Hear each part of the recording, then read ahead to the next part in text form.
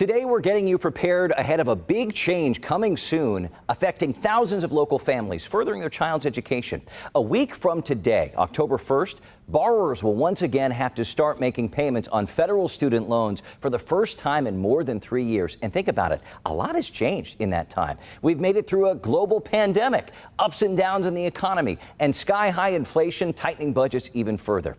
It's enough to make anyone concerned. And one study shows Americans are particularly unprepared for payments to pick back up.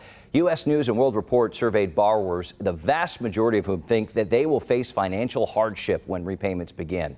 Nearly half of the respondents say they're just not ready, and just 30% even knew when their payments would begin. There is such a huge pit in my stomach. I'm alarmed and I'm nervous. I don't really know where to go from here, to be honest. To make things more confusing, we've seen a lot of back and forth on this in Washington. Remember, the Biden administration tried to cancel up to $20,000 in federal student loan debt per person. That plan did not go through. The Supreme Court struck it down in June. This affects millions of families. Right now, 44 million Americans have some sort of federal student loan debt. About 7 million of those borrowers graduated after 2020, so they haven't had to make a payment in the 3 years since graduation. We'll get to that in a moment. And check this out. In our two states, Kansas and Missouri, more than 1.1 million borrowers owe a total of $42 billion. We're going to see this have a very big effect. It's generally not 10,000, 20,000. It's usually six figures. That's millions of Americans with thousands, possibly hundreds of thousands of dollars in debt. So what should you and your family do as we approach this deadline? Let's get to the heart of the matter with Carly Scholl, college planner for Community America Credit Union. Thank you so much for being here. We know that this is an overwhelming topic for many families, can cause a lot of anxiety. What are you telling your clients right now? Yes. So this is, well, first of all, thank you for having me, because this is a timely topic and it does affect thousands, tens of thousands of people, millions of people.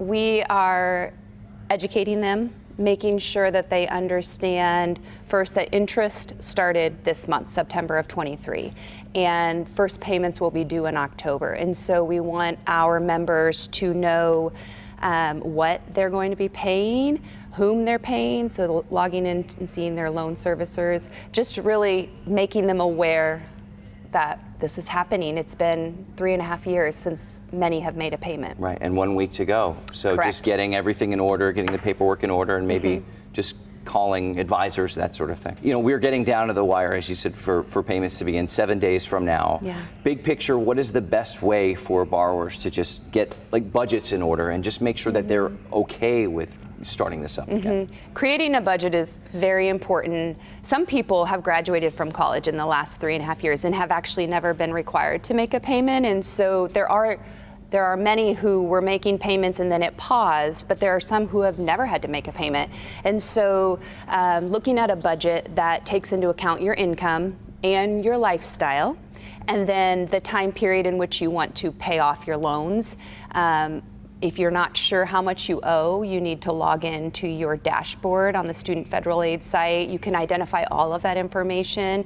And the number one thing that you need to do is make sure that your contact information is up to date with your loan servicer so that you are receiving the bills and you know when your payment is due. Right, if you moved in the pandemic or something like that, Yes. it's just, you have to have it current. Yes, or if you changed your bank information, maybe you used AutoPay. For individuals who use AutoPay, they can get a 0.25% discount on their interest rate. So it's a great way to save some money, but if you changed your bank information, that needs to be changed and everything needs to be updated. We know that there have been attempts to either hold the payments off, which, I mean, there have been court battles about that. We could talk about that till we're blue in the face. Yes. But the White House also has a new plan for borrowers called the SAVE Plan. It's kind of an income-based repayment plan. Correct. What should we know about that?